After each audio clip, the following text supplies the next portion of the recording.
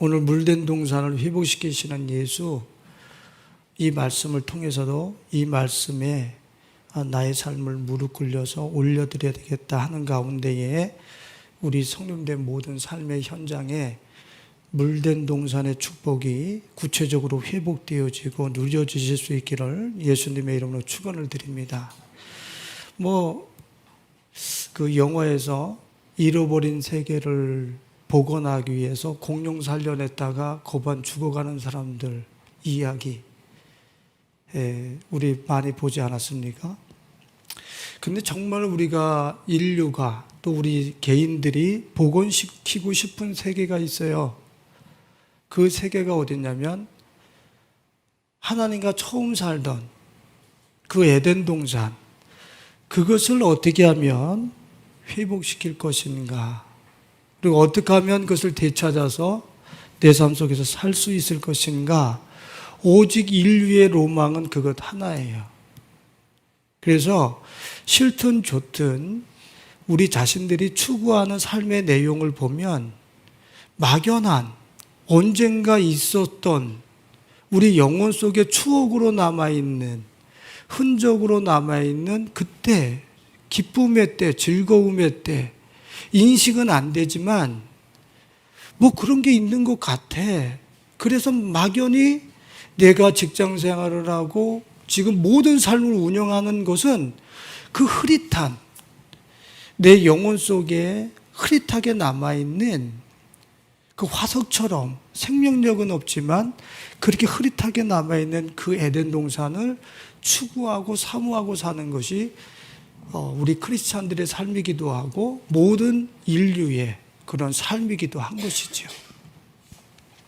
그래서 오늘 본문 말씀을 보면은 저번 주에 말씀하고 같은 말씀인데 주님께서 목자가 되셔서 어떻게 하신다고 그러냐면 당신의 백성들을 어떻게 하신다고 그랬습니까?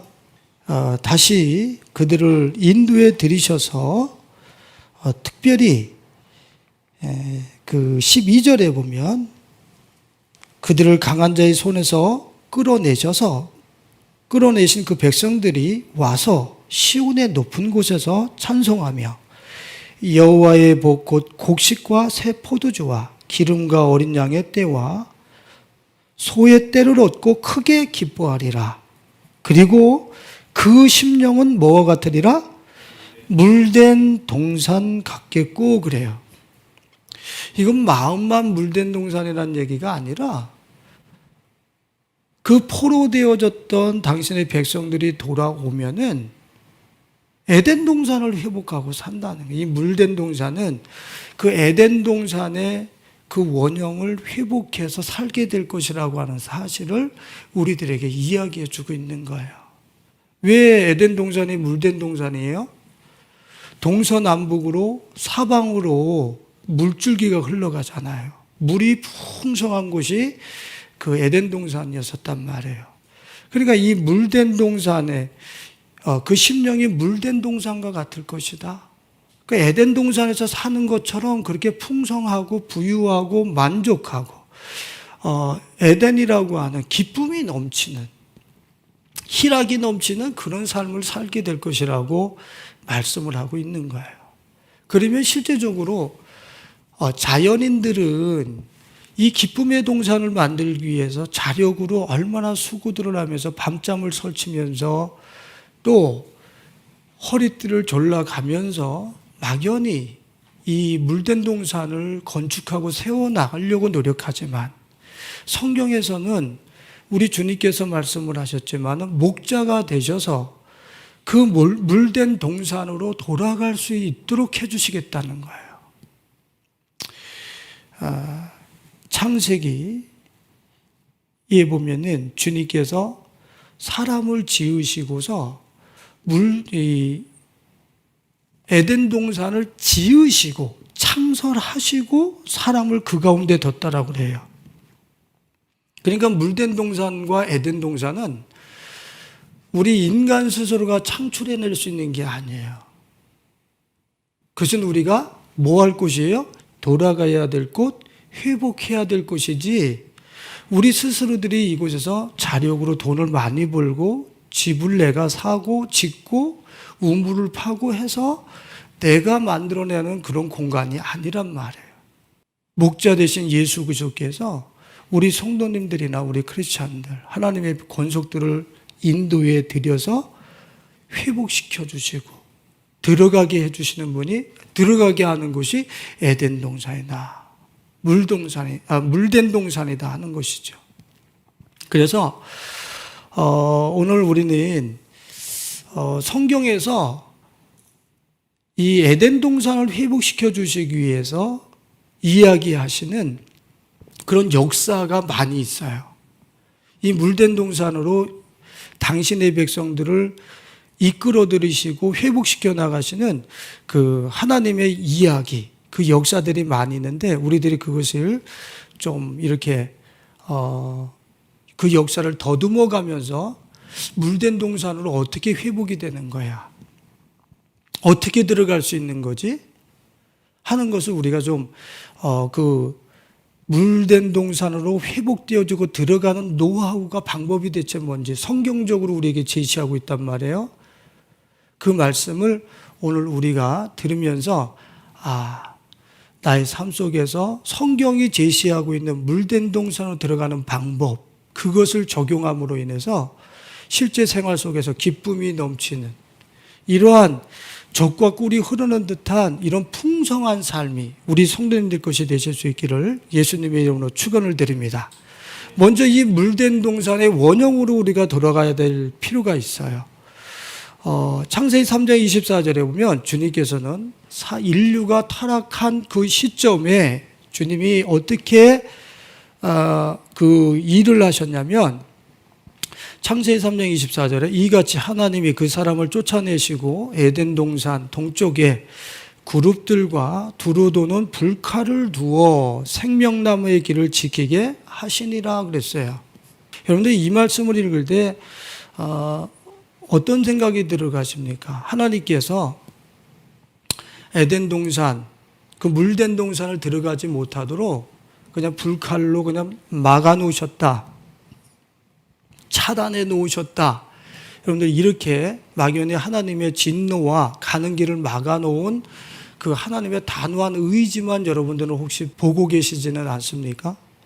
저는 이 불칼로 생명나무로 나가는 그 에덴으로 나가는 곳에 불칼로 주님께서 막아 놓으신 것을 읽을 때마다 하나님께서는 막으신 것이 아니라 들어갈 수 있는 문을 우리에게 설치해 놓으시고 열어 놓으셨다라고 하는 하나님의 긍휼이 보여요. 불칼로 막아 놓은 게 아니라 불칼이 도리어 뭐가 돼서 문이 돼서 그 에덴 동산으로 들어갈 수 있는 그 문됨을 역설적으로 우리들에게 말씀하고 계신다는 것이죠. 무슨 뜻이냐면은 불의 쓰임의 유형을 성경에서 우리가 찾아보면 말이에요. 불은 자기 정화를 의미해요. 자기의 부정함을 정화시킬 때 불을 지나가게 하는 거예요. 그러니까 에덴 동산에 들어가려면은 그 불칼을 지나면서 어떻게 해야 되는 거예요? 자기의 하나님의 말씀을 넘어섰던 것들을 어떻게 하는 거예요? 태워버리고 베어내버리고 정화시키면 그 안으로 어떻게 된다고? 들어갈 수 있다라는 것을 역설적으로 말씀하고 계신 거예요. 절대로 우리로 하여금 그 에덴 동산에 들어가도록 막아놓고 너희들 절대 못 들어가 이렇게 선고만 해놓으신 그런 하나님이 아니란 말이에요. 그렇게 선고만 해놓으셨다고 그런다면 왜 그렇게 역사를 통해서 물된 동산을 너희들에게 줄게, 다시 회복시켜 줄게, 이런 역사를 왜 전개시키셨겠어요? 불칼로 막아 놓으셨지만 불칼을 통해서 도리어 들어갈 수 있는 곳이 하나님의 나라요, 물된 동산이요, 에덴 동산이라고 하는 사실을 우리들한테 역설적으로 말씀하시고 계신 거예요. 저는 그렇게 보여요. 그래서 성경의 불의 쓰임의 유형을 보면은 이스라엘 백성들이 하나님이 임재하신 그 진중에 들어오려면 어떻게 해야 돼요? 전쟁을 나가서 했습니다. 전쟁을 나가서 한 사람은 하나님이 임재해 계신 그 진안으로 들어오려면은 어떻게 됐냐면은 불에 견딜 만한 것은 민수기 31장 23절과 24절에 보면 불에 견딜 만한 모든 물건은 불을 지나가게 하라. 그리하면 깨끗하려니와 다만 정결하게 하는 물로 그것을 깨끗하게 할 것이며 불에 견디지 못할 모든 것은 물을 지나게 할 것이니라. 하나님의 임재의 그 장소로 들어가기 위해서는 불과 물로 어떻게 해요? 정결 예식, 정화 예식을 통해서 들어간다는 거예요. 불과 물을 통해서. 불칼이 뭡니까? 그걸 통해서 우리의 육신의 욕망과 정욕에 부정한 것들을 정화해서 에덴 동산에 들어가는 거라는 거예요. 물된 동산에. 이사야서 43장 2절을 보면은 이런 말씀이 있습니다. 내가 물 가운데로 지날 때에 내가 너와 함께 할 것이라. 강을 건널 때에 물이 너를 침몰하지 못할 것이며 내가 불 가운데로 지날 때에 타지도 아니할 것이요 불꽃이 너를 사르지도 못하리니. 주님이 이스라엘 백성들을 바벨론으로부터 가나안 땅에 들여보내실 때에 물과 불을 통과시킨다는 거예요. 뭔 예식입니까? 정화 예식이에요. 정화 예식을 통해서 가나안 땅, 에덴 동산, 물된 동산의 또 하나의 모형인 가나안 땅으로 들어가게 할 때는 물과 불을 지나게 하신다는 거예요. 근데 그 물과 불이 어떻게 해요? 너를 침몰하거나 타지도 못하게 할 것이다. 그 쉽게 얘기하면 내가 불칼을 지나서 에덴 동산에 들어가기를 원할 때 불칼을 통해서 제거되는 그런 부분들은 내게 있겠지만 그 불칼이 결코 내 생명을 해하지 못하고 내가 어디에 들어갈 수 있어요? 에덴에 들어갈 수 있는 장치라고 하는 사실을 주님은 지금 다시 말씀하시는 거나 마찬가지예요. 그 사건을 보면은 다니엘서 3장에 보면은 다니엘 세 친구가 그 느부갓네살이 세운 그 신상 앞에 절하지 아니함으로 인하여서 다니엘서 3장 24절에 보면 그들을 결박하여 불 속에 집어넣었다라고 그래요. 그런데 느부갓네살 왕이 그 안을 들여다보니까 결박되지 아니한 네 사람이 불 가운데 다니는 것을 봐요. 실제적으로 불 속에 들어갔을 때에 뭐만 제거되고 있는 거예요? 우리를 결박 지어서 우리로 하여금 에덴 동산과 물된 동산으로 들어가게 하지 못하는 그런 사슬들만 어떻게 되는 거예요? 거기서 그것만 살라지고 우리의 몸은 어떻게 해요? 더 영광되고 복된 물된 동산으로 들어가게 된다라고 하는 사실을 역설적으로 얘기하고 있는 거죠. 다니엘서 3장 26절과 27절에서는 그들이 불 가운데서 나올 때에 불이 능히 그들의 몸을 해하지 못하고 머리털도 그을리지 아니하였고 겉옷빛도 변하지 아니하였고 불탄 냄새도 없더라 그래요. 불을 통과했는데 그을린 냄새도 나지를 않아. 머리털로 그을리지도 않았어. 겉옷빛도 변하지 않았어. 완벽한 보호함 속에서 정화시켜서 도리어 새 친구들을 더 영광되게 하는 하나님의 이 프로세스를 우리는 다니엘 새 친구를 통해서 볼 수 있는 거지요. 그래서 이 불칼이라고 하는 불칼을 통하여 우리가 그 불칼을 문으로 사용해서 에덴 동산으로 들어가려고 할 때에 우리들은 그 가운데서 죽임을 당하는 것이 아니라 도리어 우리의 포로 잡고 사로잡았던 그런 욕망과 정욕들이 살라지고 우리의 순수한 영혼은, 정화된 영혼은 에덴 동산, 물 동산으로 돌아가는 그 법칙을 지금 우리 타락한 그 순간서부터 하나님은 우리에게 문을 열어놓고 들어오라고 초대하고 계신다라고 하는 사실을 우리 성도님들은 아셔야 돼요. 이것이 계속 창세기서부터 시작됐지만 요한계시록에서도 똑같이 그 마감되어질 때도 성경이 마감되어지는 그 시점에서도 말씀하십니다. 계시록 3장 18절에 보면 라오디게아 교회를 향하여서 뭐라 그럽니까? 내가 너를 권하노니 내게서 불로 연단한 금을 사서 그래요. 불로 연단한 금을 사라는 얘기는 무슨 소리입니까?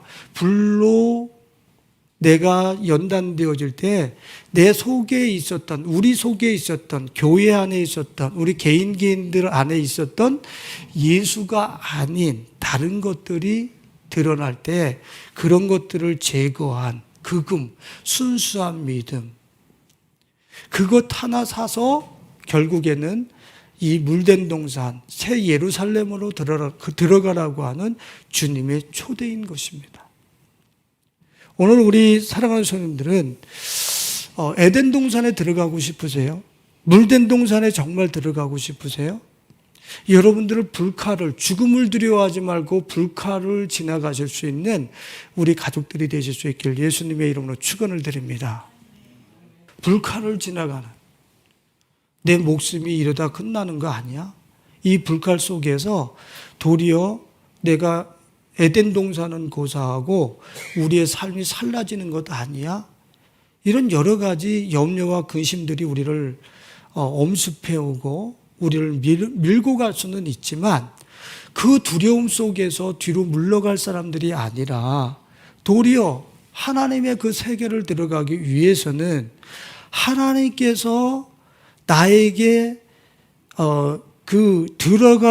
들어갈 수 있는 그 말씀 외에 내가 가지고 살았던 그 가치들이 그 불 앞에서 불태워질 때에 그것을 두려워하지 말고 내 인생의 에덴 동산이라고 스스로 갖추려고 했었던 것들이 불태워지면서 순수 영혼으로 들어갈 때에 내가 구축했던 그러한 물된 동산에 들어갈 수 없었던 그런 가치들이 불살라질 때 두려워하거나 뒤로 물러가지 않고 도리어 주님 앞에서 불칼을 통과하면서 자신들의 그 불의한 것들과 욕망들과 정욕들을 불살라버리고 물된 동산 가운데로 들어가실 수 있는 우리 가족들이 되실 수 있길 예수님의 이름으로 축원을 드립니다.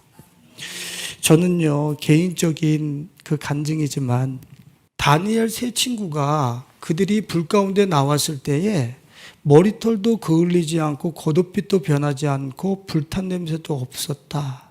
그러면서 그들의 결박지어진 이 결박했던 밧줄들만 타버렸다라고 하는 이 이야기를 저는 읽을 때마다 이게 실제라는 것이 느껴져요. 실제라는 거.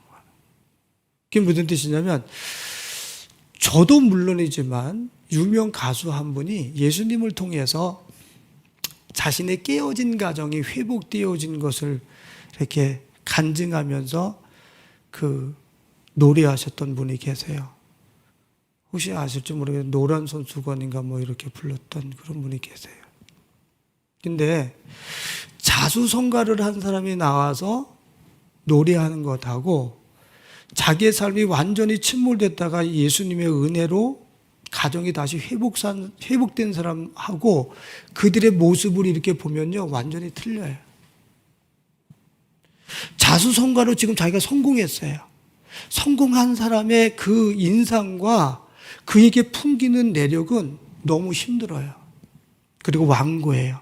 그런데 예수님으로 말미암아서 이런 어떤 자신의 욕망과 정욕의 삶들이 불태워지고 그 실패 속에서 회복되어진 그 얼굴은요, 머리도 그을리지 않았고 불탄 냄새도 없이 웃어요. 행복하게 웃어요. 만족하게 웃어요. 이건 완전 질적으로 다른 거예요. 똑같은 성공의 위치에, 행복의 위치에 선 것 같지만 그 풍기는 영혼의 내용, 향기는 완전히 틀린 거예요. 그래서 우리 성도님들은 하나님께서 창설하신 그 에덴 동산의 원형, 그리로 들어가기 위해서 내 스스로가 그 에덴 동산을 구축하려고 했었던 것들을 불칼을 지나면서 내 삶 속에서 태워버리기를 두려워하지 않는 진정한 믿음의 용사들, 그런 믿음의 거장들이 되어서 에덴 동산에 들어가는 우리 가족들이 될 수 있기를 예수님의 이름으로 축원을 드립니다. 오늘 본문 말씀으로 돌아가면은 물된 동산을 주님이 말씀하시면서 어떻게 인도하시겠다고 말씀하셨습니까? 이방인들아 너희는 들으라 그러면서 뭐라 그래요? 여호와의 말씀을 듣고 먼 섬에 전파하여 이르기를 이스라엘의 흩으신 자가 그를 모으시고 그 다음에 뭐라 그랬습니까? 목자가 그 양떼에게 행함같이 그를 지키시리로다. 다시 이야기하면 심령의 이 물된 동산으로 누가 이끄시겠다는 얘기예요. 목자가 되셔서 이끄시겠다는 얘기잖아요. 목자가 되셔서. 다시 이야기하면 물된 동산으로 들어가기 위해서는 누구의 음성을 들어야 된다는 얘기예요? 목자의 음성을 들어야지만 들어갈 수 있다라는 거예요. 자, 에덴 동산에 들어가려면 내가 구축한, 내가 만들어 놓은 그 이미테이션 에덴 동산이 어떻게 돼요? 불타버려야 돼요. 정화되어져야지만 들어가는 거예요. 내가 스스로들이 나는 이런 것들이 세팅되어지고 나한테는 이런 사람이 있어야 되고 이런 불법도 막 갖다 세팅을 해야지 내가 에덴 동산을 이룰 수 있어 라고 하는 이것들이 불태워져야지 들어갈 수 있다라고 그랬어요. 오늘 본문 말씀에서는 물된 동산에 들어가기 위해서는 누구의 음성을 들어요? 목자의 음성을 듣는 양. 그들이 물된 동산에 들어갈 수 있다는 얘기예요. 목자가 그들을 인도하는데 그들을 이끌어서 물된 동산으로 이끌어 드리려고 그러는데 목자의 음성을 듣지를 않아요. 그런데 어떻게 물된 동산에 들어갑니까? 그래서 예수님께서도 요한복음 10장 4절로 5절에 보면 뭐라 그랬습니까? 자기 양을 다 내놓은 후에 앞서가면 양들이 그의 음성을 아는 거로 따라오되 타인의 음성을 알지 못하는 거로 타인을 따르지도 아니하고 도리어 도망하느니라. 목자가 인도해 드리는데 목자의 음성을 안 들어. 저는 유튜브에서 우리 학생들이나 지금 유튜브 너무 많이 보들 개인 방송을 봐가지고서 무리를 일으키고 있는데 저도 가끔 가다가 이렇게 설교 들으러 들어갔다가 내가 봐야 될 것이 있으면 한 번씩 클릭해 봐요. 근데 그 클릭해 본 것 중에 기억에 남는 게 뭐냐면 목장에서 목자가 아닌 목동이 아닌 사람들이 와서 어린아이서부터 나이 드신 분들까지 양 보고 오라고 소리를 그 큰 목장에다 막 지르는 거 들으셨어요? 보셨어요? 목장에 양들이 없어요. 양들이 없는데 어린아이서부터 어른에 이르기까지 와서 양들 보고 오라고 소리를 질러요. 근데 양 한 마리도 안 나타나요. 그 큰 목장에서 양 한 마리도 안 나타나. 근데 거기서 그들을 치는 목자가 와가지고 뭐라고 한마디를 하니까 안 보이던 양들이 골짜기에서 다 달려서 그 앞으로 와요. 저는 그 영상을 보면서 이게 목자의 음성을 듣는 거구나. 그러니까 똑같은 그 양을 부르는 그 소리를 어린아이들도 냈고 여자도 냈고 남자도 냈고 성인도 냈고 다 냈는데 안 와. 그런데 목동이 가서 그 소리를 내니까 그 안 보이던 양떼들이 그 수많은 양떼들이 그냥 달려서 그 앞으로 오는 거예요. 그래서 양은 그 목자의 음성을 듣는구나. 목자의 음성을 듣는구나. 제가 그 은혜를 그 영상을 통해서 봤어요. 제가 우리 교회에 한 집사님이 어제 저한테 출근할 때마다 내 설교를 귀에다 꽂고 출근할 때까지 듣고 다 못 들으면 그걸 스톱해 놓고 퇴근할 때 다시 꽂고 그 부분서부터 다시 들으면서 집으로 오는데 나 속으로 그 목자의 음성을 듣고 있구나. 예? 제가 예수란 얘기가 아니에요. 저를 통해서 말씀하시는 주님의 목자의 음성을 듣고 있구나. 그 때문에 어제 얼마나 감격이 됐는지 말이에요. 예? 참 너무 감사해. 우리 막둥이가 잠잘 때 내 설교를 틀어놓고 자요. 그러니까 내가 다른 책을 읽는데 막 이게 방해가 돼. 그러면 좀 줄여라 해가지고서 자기만 듣게 하고 들으면서 잠이 들게 하고 내가 가서 꺼놓고 그러는데, 이렇게 이 하나님께서 우리에게 지금 하시는 그 말씀이 우리 교회에 나에게 지금 하시는 말씀이 대체 뭐냔 말이야. 그 말씀을 듣고 따르는 게 양이고, 그 양이 물된 동산에 들어가는 거야. 교회에서 목사를 통하여 하나님께서, 목자장 되신 예수 그리스도께서 이 목동을 통하여 뭐라고 말씀을 하시고 계시는데 내 삶 속에서 전혀 그런 거 수용하지 않아. 그러면서 내가 물된 동산에 들어간다는 거예요. 에덴 동산에 들어간다는 거예요. 그런 것은 아니 목자가 인도하는 그 음성을 듣지를 않는데 어떻게 거길 들어가냐고. 지금 목자가 되셔서 물된 동산, 심령의 물된 동산으로 인도해 드리시겠다고 하시는데, 오늘 우리 사랑하는 가족들은 목자 되신 예수 그리스도의 음성에 귀를 기울이고 여러분들의 방향을 그리로 다시 조정을 해서 그 음성을 쫓아갈 수 있는 우리 가족들이 되실 수 있기를 예수님의 이름으로 축원을 드립니다.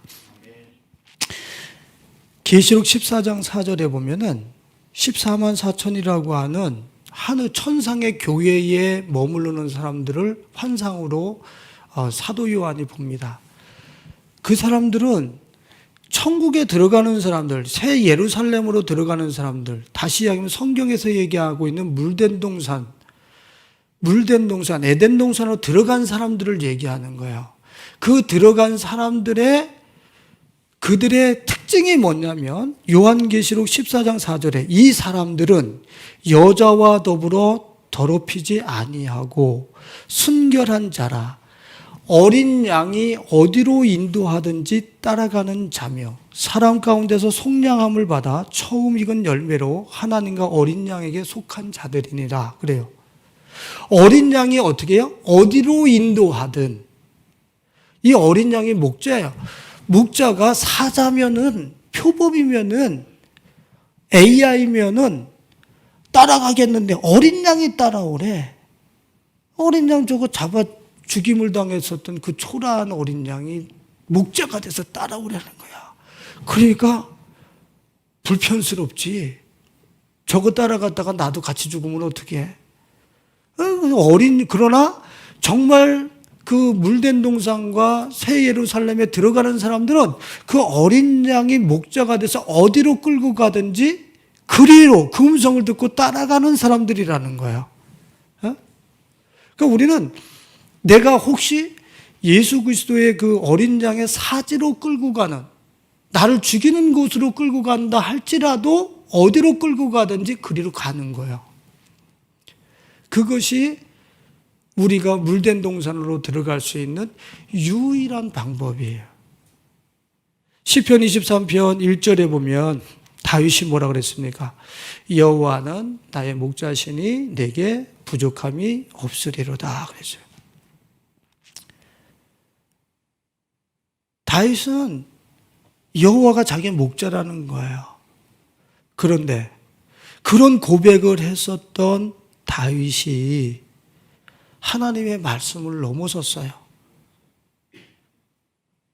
하나님의 그 주신 계명 중에 10계명 중에서 자기가 그렇게 하나님의 마음에 합하고 그렇게 하나님을 사랑한다고 했었던 그 마음에 하나님의 계명을 넘어서는 것들이 있었단 말이에요. 그게 뭐예요? 살인하지 말라, 간음하지 말라. 이거 두 개 한꺼번에 넘어가 버렸어요.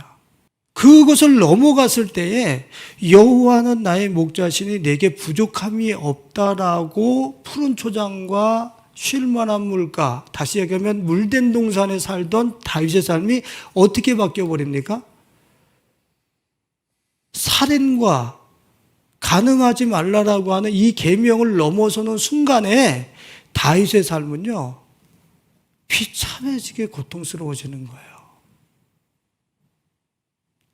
목자의 음성을 듣지를 않아요.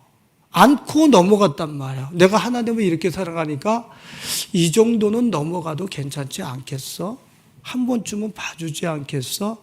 하나님은 용서하셨죠. 그러나 그 삶은 하나님과 영원히 단절될 뻔한 그 자리까지로 그가 코너에 몰린다라고 하는 사실. 어떻게 됐습니까? 뽁 하면은 왕보다 더 힘센 요압, 옆에 있는 장군이 다윗이 하지 말라고 그랬는데도 자기가 막 행해버려. 이스라엘의 군대 장관도 자기는 다윗은 편히 보내는데 요압이 쫓아가서 죽여버려. 왕이 편히 보냈는데 군대 장관이 가서 죽여버려. 이게 왕과 질서가 지금 되는 거예요? 지금 요압은 지금 뭐를 보고 있어요? 다윗의 아킬레스를 알고 있잖아요. 어떤 아킬레스를? 네가 나 시켜서 우리야 죽여버렸지.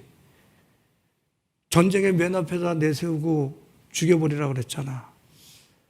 이런 허물을 보고 있단 말이에요. 그러니까 왕이 살려서 보냈는데 쫓아가서 막 죽여버리는 거예요. 그러니까 왕을 우습게 보기 시작한다. 의가 무너지니까 왕이 초라해지는 거예요. 위축되는 거예요.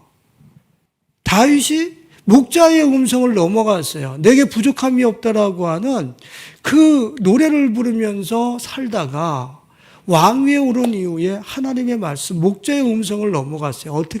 어떤 일이 일어났습니까? 자기 아들이 자기 딸을 범하는 그런 일이 일어났죠. 근친상간의 일이 일어났죠. 그리고 가인이 아벨을 쳐 죽이는 사건처럼 압살롬이 자기의 형제인 암놈을 죽여버리죠. 형제 간의 그 살해를 하는, 쳐 죽이는 이런 사건이 아담의 그 범죄함으로 있었던 그 아픔이 다윗의 삶 속에 그대로 들어오고 있어요. 다윗이 어떤 일을 당했어요? 압살롬한테 쫓겨가죠. 아들한테 쫓겨가요. 다윗이 어떤 사람이었는데요? 군대가 나를 향하여 진칠지라도 내가 두려워하지 아니하리로다 했던 사람이에요. 여호와를 의뢰해서 적군의 담을 팍팍팍팍 뛰어넘었던 사람이란 말이에요. 그런데 누구한테 쫓겨요? 압살롬이 반역했다고 그러니까 벌벌벌벌벌 떨면서 도망가기에 급급합니다. 이게 뭐예요? 의가 무너진 사람. 여호와의 음성, 목자의 소리를 넘어간 사람, 의가 무너졌을 때 얼마나 초라하게 사람이 바뀌는지, 그 담대했던 사람이 도리어 목자의 소리와 음성을 듣지 않고 넘어간 결과 이 세상에 쫓기는 그런 존재가 됐다라는 것을 얘기하고 있는 거예요. 여러분들이 목자의 음성을 넘어가면서 이 세상 앞에서 담대하게 살 수 있는 거 한번 여러분들이 한번 시험 삼아 해보시면 안 되겠지만 이렇게 얘기하면 안 되겠지만 그건 안 되는 거예요. 담대할 수가 없어. 다윗처럼 그 용맹했던 사람이 쫓긴다니까. 이제는 쫓겨. 불안해. 레위기에 보면은 바람에 이는 잎새, 부스럭하는 소리가 칼끝으로 나를 쫓아오는 소리로 들린다는 거예요. 그게 바로 의가 무너진 사람들이에요. 목자의 음성을 듣지 않으면 공포와 두려움에 노출되게 돼 있단 말이죠. 그뿐입니까? 그 범죄함으로 인해서 어떻게 됐어요? 압살롬이 자기 아내 첩이라고 하는 사람들을 만백성이 보는 앞에서 장막을 쳐놓고 거기서 같이 잠자리를 했어요. 여러분들, 무시무시한 일이 일어납니다. 도대체가 하나님을 사랑한다고 마음이 합한 자라고 했었던 그 다윗의 삶 속에 그 살인하지 말라, 간음하지 말라고 한 그 계명 넘어서는 순간에 이 다윗의 삶은 실타래처럼 헝클어지기 시작한 거예요. 원인이 거기 있었던 거예요. 우리는 어때요? 십계명 펴놓고 지금 한번 봐보세요.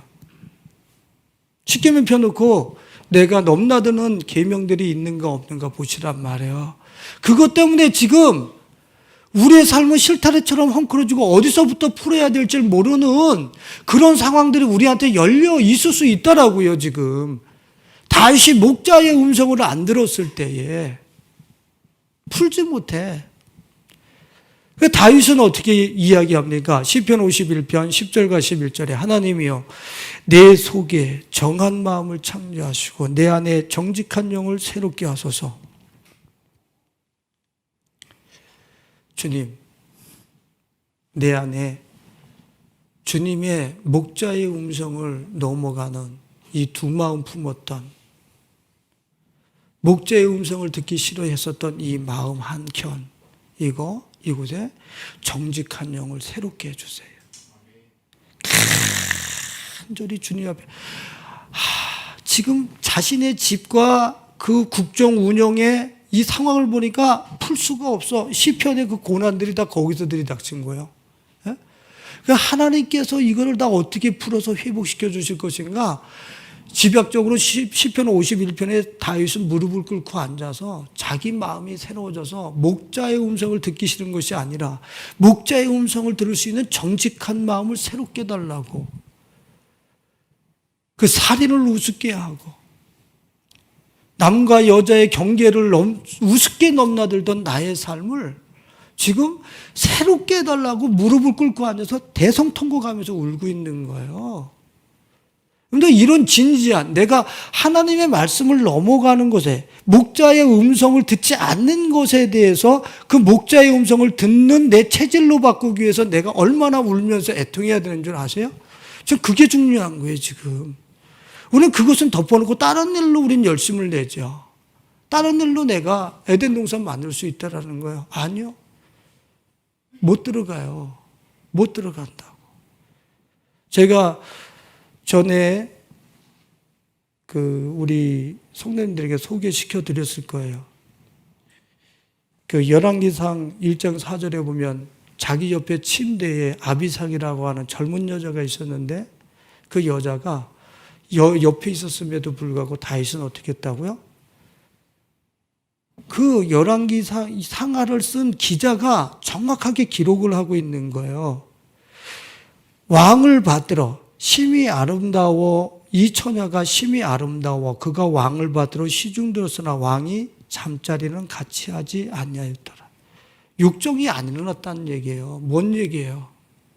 지금 자기의 그 살인과 계명, 이웃의 그 남녀의 관계의 그런 경계를 넘어가는 것에 대해서 애통하면서 마음을 찢으면서 지금 자기 안에서 새롭게 했다는, 정직한 영이 창조됐다는 거예요.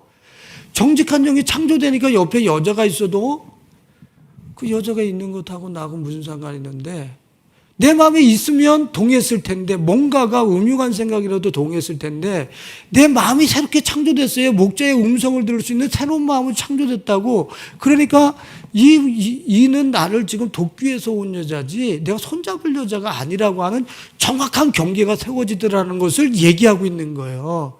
다윗은 분명히 회개하고 천국 갔어요. 그런 경계를 지우지 않고 내가 물된 동산에 들어가리라, 에덴 동산에 들어가리라, 그런 것은 있을 수 없어요. 그것은 틀림없이 행해야 돼요. 내가 하나님의 경계를 넘어간, 말씀을 넘어간, 목자의 음성을 넘어간 것은 내가 틀림없이 이 땅에서 세워놔야 돼요. 세워놓은 자만 물된 동산에 들어가는 거예요. 그냥 어설프게 들어가리라고 생각하시면 안 된다니까. 이거 참 큰일 난 거예요, 지금. 초대교회에 어떻게 했습니까? 발람의 꾀, 니골라당의 교훈을 쫓는 자들이 있다. 그 요한계시록에서 이야기하고 있잖아요. 그 초대교회에 벌써. 그게 뭐예요? 발람의 꾀가 뭐예요? 지금 이스라엘 백성은 출애굽할 때 광야에 있었던 그 음행과 그 만몬을 추구하는 그런 사상이 언제까지? 계시록까지 우리 크리스찬들을 미혹할 것이라고 하는 사실을 성경을 우리한테 얘기하고 있잖아요. 그런 것들로 미혹될 때 그곳에 계명을 세우고 목자의 소리를 들을 수 있는 새로운 마음으로 내가 새로워졌을 때 그 음성을 듣고 어떻게 하는 거예요? 물된 동산에 들어갈 수 있는 거예요. 더군다나 다윗은 왜 그렇게 애통해하면서 자신을 그렇게 혁신시키기를 원했을까요? 왕인데. 나서부터도 주님의 음성을 들으면 애통하겠습니까? 여러분들 하나님의 음성이 한두 번 들리겠어요? 근데 애통합니까?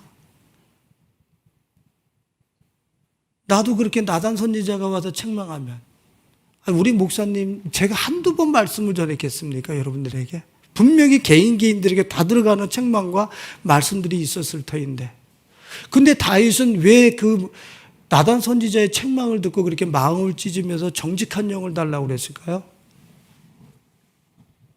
왜 그렇게 급하게 서두르면서 몸부림을 쳤을까요? 자기 바로 앞에 있었던 사울왕이 하나님 앞에 버림받았을 때 얼마나 비참하게 죽는 건가를 눈으로 똑똑히 봤거든. 하나님의 영이 거두어져서 그분과 내가 이제 단절이 되어졌을 때는 어떻게 된다는 것을 사울 왕을 통해서 눈을 똑똑히 봤거든. 얼마나 인생이 비참해지는가를. 그러니까 목자의 음성을 넘어갔던 것을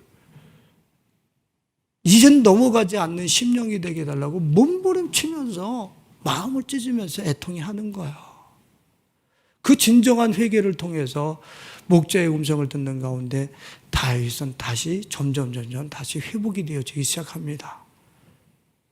그의 나라는 지금까지도 영원히 지금까지도 예수 그리스도 안에서 지금까지도 무너지지 않고 퇴색되지 않고 지금도 그 나라가 이 땅에 견고하게 서 있다라고 하는 사실. 어떻게 했을 때? 마음을 찢으면서 목자의 소리와 음성의 듣기를 기뻐하면서 자기의 삶을 내면을 새롭게 했을 때 물된 동산에 지금까지 지속되더라. 이 축복이 우리 가족들 것이 되실 수 있기를 예수님의 이름으로 축원을 드립니다. 마지막으로 한 가지만 더 우리 성님들과 나누고 싶은 것이 있어요.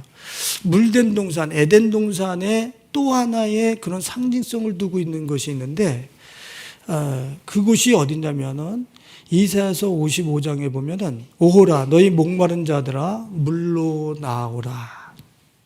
돈 없는 자도 오라. 너희는 와서 사 먹되 돈 없이 값 없이 와서 포도주와 젖을 사라.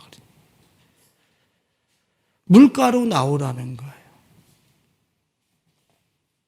포도주와 젖이 흐르는 물가로 나오라. 에스겔서 38장에 보면은 어떤 사건이냐면 성전 문지방에서부터 무엇이 흘러나옵니까? 물이 흘러나와요. 그러면 목마른 자들아 그 포도주와 젖이 흐르는 물가로 나오라. 그리고 에스겔서 38장의 성전 문지방에서 물이 나와요. 그러면 제가 우리 성도님들을 좀 한 단계만 더 생각하실 수 있도록 지금 제가 이끌겠습니다. 목마른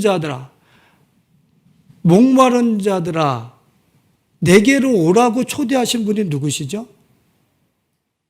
내게로 와서 마시라고 하신 분이 누구예요? 예수 그리스도. 요한복음 7장 37절에 명절 끝날 그 큰 날에 예수께서 서서 외쳐 이르시되 누구든지 목마르거든 내게로 와서 마시라. 당신한테 젖과 꿀이 흐르는 물이 흐르고 있다는 사실이에요. 그러면 성전 문지방에서 물이 흘렀어요. 그때에 예수님이 당신을 뭐라고 표현을 하시냐면 요한복음 2장 19절로 21절에 보면 예수께서 대답하여 이르시되 너희가 이 성전을 헐라. 내가 사흘 동안에 일으키리라. 유대인들이 이르되 이 성전은 46년 동안의 지었거늘 내가 3일 동안에 일으키겠느냐 하더라. 그러나 예수는 성전된 자기 육체를 가리켜 말씀하신 것이라. 그럼 목마른 자들이 마셔야 될 젖과 꿀을 갖고 계신 분이 누구예요? 예수 그리스도. 성전의 문지방에서부터 물이 흘러넘쳐서 죽은 사해까지도 살려내는 물로 흘러갔어요. 그 물은 누가 주시는 거예요? 성전된 예수 그리스도로 말미암아서 흘러나오는 거라는 얘기예요. 이 얘기는 지금 제가 무엇을 말씀드리려고 하는 것입니까? 여러분들이 예수 그리스도를 나의 목마름의 해갈의 원천으로 그분을 삼을 때 무슨 뜻인지 알겠어요? 내가 인생에 목말라. 그러면 다른 것을 찾아 헤매이는 거예요. 다른 것을 통해서 내 목마름을 해결하려고 그런단 말이죠. 그것은 절대 해결이 되지 않는다는 거예요. 정말 나의 인생의 이 가람, 목마름을 해결할 수 있는 건 누구다? 예수다. 죽은 것과 같이 내 안에 이 펄펄 뛰는 이러한 어떤 그 화로 같은 그런 생동력 있는 삶이 내 안에 있지를 않아. 사해 다 거기 다 죽음들만 모아지는 장소. 새 하나 그 사해 위로 날지를 않아. 그 바다인데도 먹을 거리가 없어요. 다 죽었으니까. 그런데 그 사해로 성전에서 나오는 물이 흘러드니까 거기에 고기들이 살기 시작해. 거기에 영원한 생명이 그곳에서 포덕포덕 뛰면서 그 사해가 살아나기 시작하더란 말이에요. 그리고 죽은 것과 같은 내 삶. 맨 지옥 갈 것밖에 내 삶 속에는 그렇게 뜨거운 열과 어떤 생물 하나 와서 기구할 수 없는 그렇게 짜다 못해서 어떤 생물도 허락하지 않는 그런 내 이 영혼의 그 메마름. 이 생명이 와서 기생할 수 없는, 와서 기숙할 수 없는 그런 심령 상태. 이런 심령 상태를 회복하기 위해서는 누구 문지방에서부터? 예수 그리스도의 문지방으로부터 그 생수가 내게 흘러 넘치도록 했을 때에 우리는 그 물된 동산으로 들어가게 되는 줄로 믿습니다. 할렐루야.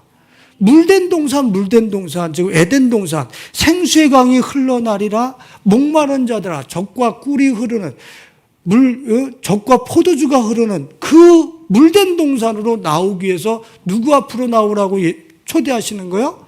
예수 그리스도 앞으로 나오라고 초대하는 거예요. 예수 그리스도 앞으로 나오라고요. 다른 데 가서 찾아 돌아다니지 말고. 제가 주중에 그 목사님 성함은 잘 모르겠어요. 근데 내가 나는 하도 이 책 저 책을 막 이제 뒤적이면서 그냥 심심할 때마다 읽으니까, 근데 그 목사님이 뭐라 그러냐면, 야, 나하고 똑같은 말씀 하시냐고. 여러분들, 교회 나와서 예수를 알면은, 여러분들 예수 다 아는 겁니까? 그래. 그러면서 그분이 예를 들은 것은 로마 교회를 향하여 빌립보 교회를 편지를 쓸 때 빌립보 교회가 예수에 대해서 안 것은 1%도 안 될 가능성이 있다는 거예요. 빌립보 교회가. 그러니까 성도들이 다 나와서 교회에 나왔다 그래가지고 예수를 아는 게 아니라는 거예요. 예수는 그렇게 와서 한 번 내가 예배를 드리고 찍었다고 그래서 나한테 발견되는 분이 아니란 말이에요. 그분을 얻기 위해서는 내 전부를 팔아야 된다라고 얘기를 하고 있어요. 성경에서는 전부를 드려야 된다는 거예요. 내가 밭을 가는 네 속에서 욕망과 정욕을 캐내야 되는 이 수고와 노력이 실제적으로 있어졌을 때 예수가 발견되어지고 알아진다는 거예요. 그런데 우리는 너무나 얼굴 도장 찍고서 예수 안다는 거예요. 그러니까 전혀 예수 아는 게 아니라고 하는 사실을 그 목사님도 얘기를 하셔. 우리는 일평생의 교회 안에서 누구를 알아가는 거야? 예수를 알아가는 거야. 예수가 스마트폰보다도 못합니까? 스마트폰 새로 사가지고 그 기능이 익히기 위해서 하룻밤은 새잖아요. 예? 몇 시간이라도 거기 투자를 해서 이 핸드폰이 내게 익숙하게 하잖아요. 예수가 여러분들에게 익숙하게 하기 위해서 그렇게 시간을 들이고 공을 들이고 밤잠을 설치면서 그 예수가 나에게 익숙한 옷이 되게 하기 위해서, 익숙한 스마트폰처럼 되게 하기 위해서 여러분들 그렇게 시간을 투자해 본 적이 있어요? 누구 만날 거 안 만나면서 내 욕망과 정욕을 진짜 집어 던져버리면서 진짜 그 예수를 진짜 순수하게 찾아봤어요? 마태복음 13장에 가서 보면은 천국은 마치 밭에 감춘 보화와 같다고 그랬어요. 밭에 감춘 보화. 하나님이 우리 찾지 못하도록 밭에다가 숨겨놨어요. 천국인 예수를. 천국은 예수예요. 예수를 우리 찾지 못하게 숨겨놨어요. 꽁꽁 숨겨놨어요. 불칼 세워놓으신 이유도 들어갈 수 있는 문이라고 얘기를 했죠. 그 천국을 왜 숨겨놓으신 거예요? 하나님이 숨겨놓은 거예요? 아니요. 우리가 그 위에다가 켜켜이 나의 욕망과 정욕, 욕심, 이런 것이 그 하나님 나라의 천국인 예수 그리스도를 덮고 있는 거예요. 그러니까 어떻게 해야 되는 거예요? 예? 꽃게기를 들고 욕망을 파야지. 파고 돌멩이들을 묵은 땅을 기경해서 집어 던져버리고 그 안에서 지금 나에게 인식되는 겨자씨 같은 그 예수가 내 안에서 발굴되도록 전심을 다해서 찾아야지. 그런 수고와 노력 진짜 해봤냐고, 나의 이 정욕을 캐내기 위해서. 실제적인 예를 하나만 들고 말씀을 마쳐보겠습니다. 내가 지금 이 시간에 만일에 컴퓨터 앞에서 다른 콘텐츠를 꺼내야 돼. 그거를 진짜 꽃갱이로 찍어내면서 그것을 내 안에서 분리해내면서 그 안에서 예수 그리스도를 찾으려고 한번 그렇게 해봤냔 말이에요. 내 속에 참 요새 그 돈 놓고 돈 먹게 하려고 하시는 분들이 참 많이 있는데 이거 진짜 그거 큰일 나는 거예요. 그거는 주님이 절대 기뻐하지 않아요. 돈도 역사가 있어야 되는 거지. 증권 이런 거 그런 거 하나님 기뻐하시지 않아요. 로또 복권 이런 거. 그런데 우리는 그런 것들을 쌓아놓고 그것과 예수와 같이 간다는 거예요. 그런데 진짜 그런 것들을, 그런 욕망들과 그런 유혹들을 캐내어 버리고 내 안에서 예수만 진짜 발견해 보냔 말이에요. 진짜 그렇게 해야 된다는 거예요. 그래야지 예수가 발견되어지는데 우리는 내 마음 안에 있는 내 욕망과 정욕과 이 세상을 향한 가치들로 다 덮어놓고 예수 찾았다는 거예요. 뭘 찾아? 거기에 대해서 언제 내가 전심을 다해 본 적이 있어, 예수를 찾기 위해서. 아니, 대학교 가기 위해서도 6년, 7년을 전심을 다한다니까. 근데 예수를 찾기 위해서 언제 내가 그렇게 전심을 다해봐서, 언제 나를 다 팔았어? 응? 그냥 내가 옆에 있는 사람들한테, 뭐 하나, 인기, 뭐 어떤 눈빛 하나 끌어모으기 위해서도 나를 그냥 나에 있는 전무를 줘가면서 그냥 그 사람의 환심을 사고 마음을 살려고 그러면서 예수를 위해서는 그렇게 해봤습니까? 우리 실제적으로 도전을 받아야 돼요. 실제적으로. 내가 예수를 아는 게 아니구나. 예수를 아는 게 아니야. 응? 이런 것들이 실제적으로 진단되어져야지. 자, 예수님께서 뭐라 그랬습니까? 나를 믿는 자는, 요한복음 7장 38절, 나를 믿는 자는 성경에 이른 것 같이 그 배에서 생수의 강이, 이게 무슨 동산이에요? 물된 동산. 물된 동산을 얘기하죠. 심령이, 너 지금 오늘 본문 말씀에서 그 심령이 물된 동산과 같을 것이다. 생수의 강이 흘러나니까 열바다가 없어. 열바다가 없어. 이 세상에. 그냥 시원한 거, 시원한 거, 그냥. 웬만큼 열받는 거는 다 그냥 다 식어버려. 그래서 39절에 요한복음 7장 39절, 이는 그를 믿는 자들이 받을 성령을 가리켜 말씀하신 것이라. 예수께서 아직 영광을 받지 아니하셨으므로 그 배에서 생수의 강이 흐르지 아니하더라. 이건 제가 바꿔서 지금 읽은 거예요. 성령이 아직 그들에게 계시지 아니하시더라. 이 얘기는 성령, 그 생수의 강이 그 배에서 물된 동산으로 흐르지 않더라. 이 얘기는 누가 영광을 받지 않았기 때문에 예수가 영광을 받지 아니하신 거로 없더라, 이 얘기예요. 그러면 여러분들이 지금부터 그 심령의 물된 동산과 같은 그 축복과 물된 에덴 동산에 들어가기 위해서는 누구에게 영광을 돌려야 돼요? 예수께 합당한 영광을 돌리면서 살라는 얘기예요. 그분의 가치에 맞는 영광을 돌리면서 그분을 그렇게 인정하면서 살으라는 거예요. 그랬을 때에 우리 속에서 뭐가? 물된 동산이. 그때에 우리는 에덴 동산에 들어갈 수 있다라고 하는 사실을 역설적으로 이야기하고 있는 거예요. 그렇습니다. 에덴 동산, 우리가 만드는 것, 우리가 창설하는 거예요. 회복하는 거예요. 들어가게 주님이 해주시는 거예요. 그 문이 어디였습니까? 나의 이미테이션 에덴 동산을 불태울 수 있는 불칼을 지나가는 거예요. 두려워하지 않고 태우면서 들어가는 거예요. 그리고 누구의 음성을 들어야 들어가는 거예요? 목자의 음성을 듣는 계명들이 내 이 심령의 벽으로 다시 세워질 수 있도록 목자의 음성을 들을 때 들어가는 거예요. 누구에게 영광을 돌릴 때? 예수 그리스도께 영광을 돌릴 때. 그때 물된 동산 들어가는 거야. 내 안에 그 물된 동산이 임한 것을 보게 돼 있어요. 이 축복이 우리 성도들의 진정한 삶의 누림이 되실 수 있길 예수님의 이름으로 축원드리겠습니다.